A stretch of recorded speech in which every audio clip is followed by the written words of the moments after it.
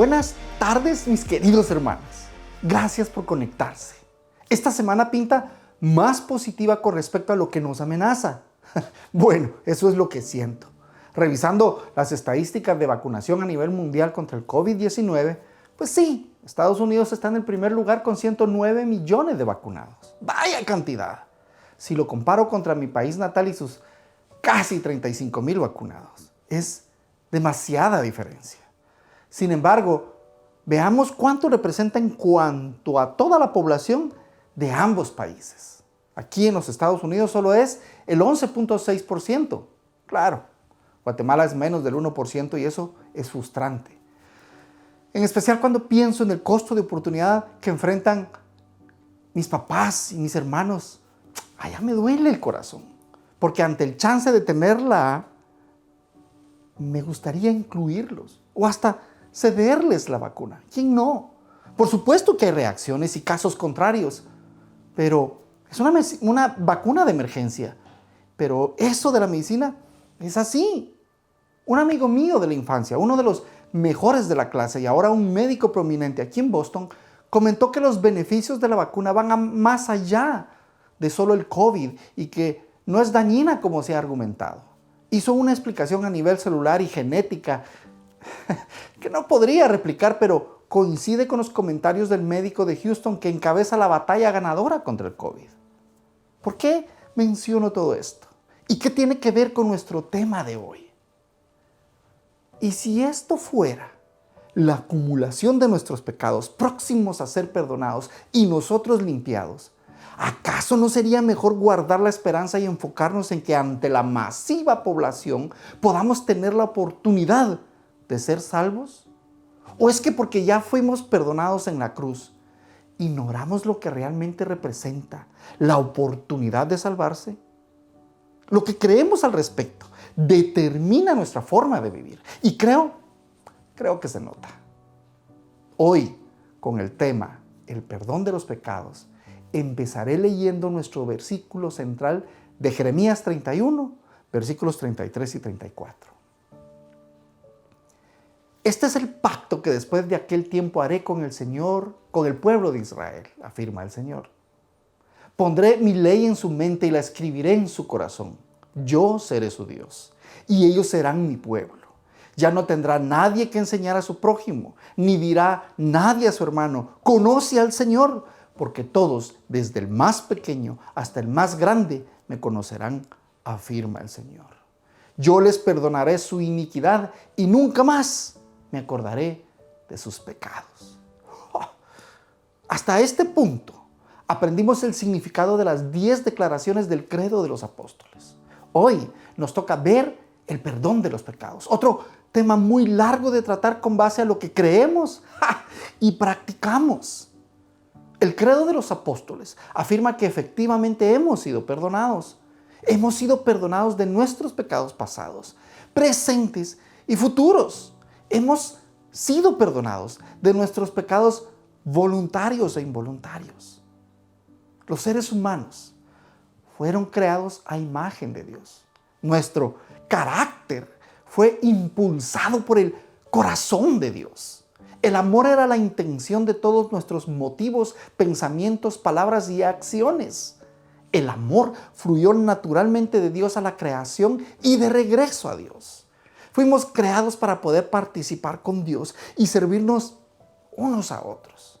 Cuidamos entonces a los animales y todas las cosas creadas. Aceptamos quiénes éramos a la imagen de Dios y vivimos de acuerdo con semejanza a Dios. Los primeros humanos experimentaron un mundo en perfecta unión con Dios. ¿Se lo imagina usted? ¿Puede? Pero si no, déjeme preguntarle. ¿Ha visto alguna vez la serie Stranger Things en Netflix? Es de nuestras muy favoritas en casa. En la serie, Bill Byers es un niño que es secuestrado y llevado al mundo al revés. Imagínelo. El mundo al revés es el mismo mundo en el que vive, pero es un mundo distorsionado. Will experimenta un mundo sin color. Este mundo está abrumado por la oscuridad y está en decadencia. La serie me hace pensar en cómo experimentamos el mundo después de que Adán y Eva desobedecieron a Dios en el paraíso. El mundo que vemos ahora no es el mundo que Dios creó originalmente. Ahora vemos la creación a través del lente del pecado y la corrupción. Un lugar donde las inclinaciones de nuestro corazón se alejan continuamente de Dios. Vivimos en una visión distorsionada, al revés y de adentro para afuera de Dios, de los demás, de la creación y de nosotros mismos. El evento de que Adán y Eva se apartaron de Dios o la desobediencia en el jardín introdujo el pecado en el mundo. No fue Dios, vamos. En este momento, o en ese momento, la voluntad de Adán y Eva hacia Dios fue distorsionada. Cambió. La humanidad perdió la presencia natural inmediata de Dios en el momento en que se alejó de Él. Pero, ¿qué es el pecado? Y bueno, eso. El pecado es apartarnos de Dios. El pecado es la separación de Dios. Es nuestra falta de voluntad para participar con Dios. Usted y yo podemos amarnos mutuamente, pero el pecado cambió nuestra voluntad hacia Dios y el amor ya no fluye naturalmente entre Dios y nosotros. La consecuencia del primer pecado fue la ruptura de la relación con Dios y nuestro deseo de depender de Dios. Pero no todo se perdió cuando los humanos se alejaron de Dios, porque todavía tenemos la imagen de Dios. La caída nos hizo propensos al pecado, pero no incapaces a cooperar con Dios. El propósito de la ley no es exponer el pecado o lo malos que somos, sino revelar nuestra visión distorsionada de Dios, de los demás, de los seres vivos y de nosotros mismos. Aunque pecado es pecado, no hay tamaño. John Wesley describió dos tipos de manifestación del pecado: los pecados de comisión y los pecados de omisión. Los pecados de comisión pueden ser pecados externos o internos. Pueden ser voluntarios o involuntarios. Los pecados de comisión surgen del corazón y de nuestros pensamientos y se convierten en acciones que imponemos a Dios, a los demás y a nosotros mismos. Los pecados externos son transgresiones voluntarias y reales de la ley escrita de Dios. Pueden ser palabras y hechos que otros puedan observar. Los pecados internos se relacionan con nuestros pensamientos, sentimientos y acciones que los demás no pueden observar. El pecado interior afecta nuestra voluntad y nuestros pensamientos. Se adhiere a nosotros y afecta nuestra vida interior y se adhiere a nuestras acciones. Cuando llegan a salir, los pecados de omisión ocurren cuando no se toma una acción. Los pecados de omisión son los pecados sobre los que no hacemos algo. Se oponen a Dios y nos afectan o nos lastiman a nosotros mismos y a los demás. Como aquellos que oran de empuñar el arma o que oran antes de empuñar el arma para matar por dinero. El pecado nos hace pecar contra Dios y los unos a otros continuamente. Abusar y abusar unos de otros y de la creación también. Todos participamos en el pecado de una forma u otra. Romanos 3:23 dice: por cuanto todos pecaron. John Wesley declaró que debemos negarnos a descartar nuestra culpabilidad de nuestra condición actual. Solo reconociendo que nuestros deseos, pensamientos y acciones se han alejado de Dios, podemos comprender verdaderamente la extensión del pecado y pedir perdón. Cuando aceptamos que participamos en el pecado y que no solo somos víctimas del pecado, podemos permitir que Dios nos sane y nos restaure. Nuestra necesidad fundamental no es exponer el pecado, sino pedir perdón por alejarnos de Dios. Necesitamos ser sanados por la gracia restauradora de Dios. Y eso aplica a cualquier cosa de nuestro diario vivir. Cuando hablamos de perdón, debemos hablar de expiación, que significa limpiar, purificar, cubrir. En el Antiguo Testamento se practicaba el sacrificio de animales para expiar el pecado. Los sacerdotes hacían la expiación por el pecado en nombre del pueblo, la hacían. La palabra hebrea para expiación es kippur, que significa limpiar, desempolvar o purificar. También puede significar cubrir, aplacar o recibir una ofrenda por el pecado. El sacerdote se rociaba la sangre al altar y al pueblo para expiar el pecado. Por muy curioso que pueda parecerle, la sangre del animal limpió o purificó o cubrió el pecado. Porque la vida de toda criatura está en la sangre. Determinó que el sacrificio de animales era un símbolo exterior de una realidad interior. El sacrificio cubrió el pecado, sí, pero no lo quitó. Simbolizaba a la gente dando su propia vida como un sacrificio santo y apartando sus propias vidas para Dios. Con el tiempo, la gente se centró en solo el ritual externo y se olvidó del símbolo interno de un corazón arrepentido y una vida apartada para Dios. La gente se sacrificó para ganar el favor de Dios y de alguna manera todavía hay rastros de esa práctica por ahí. Si una vida apartada para Dios, o mejor dicho, sin una vida apartada para Dios y una entrega interior de vida a Dios, el sacrificio no tenía sentido y era vacío a los ojos de Dios. Y eso es vigente hoy día. La expiación es nuestro momento único con Dios. En el Nuevo Testamento la expiación se entendía como la unión con Dios a través del sacrificio de Jesús. ¿Por qué? Porque el antiguo sistema de expiación de sacrificios ya no era necesario debido a que Jesús expió todos los pecados. Hebreos 9:22 dice que la ley requería sangre, que sin el derramamiento de sangre no hay perdón de pecados. Los versículos 26 al 28 dicen que Jesús acabó con el pecado mediante su sacrificio en la cruz. La sangre de Jesús borró todos los pecados desde el principio del mundo hasta el día de hoy y sobre nosotros el perdón. Cristo fue sacrificado de una vez por todas.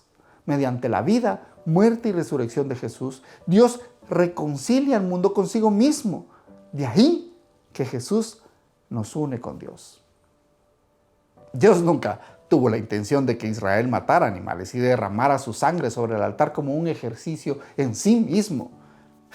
Dios esperaba que la gente entendiera el verdadero significado de la sangre derramada. Eso sí, Dios buscaba verdaderos sacrificios internos del corazón. La expiación, repito, es nuestro momento único con Dios. En ese momento nos volvemos a Dios. Y es lo contrario de lo que hicieron Adán y Eva cuando se alejaron de Dios. Jesús sana las heridas del pecado que nos separaron de Dios. Jesús restaura nuestra relación con Dios porque ahora es el sacerdote que expía nuestros pecados. Según Sharon Baker, la expiación describe la unión de toda nuestra persona con Dios.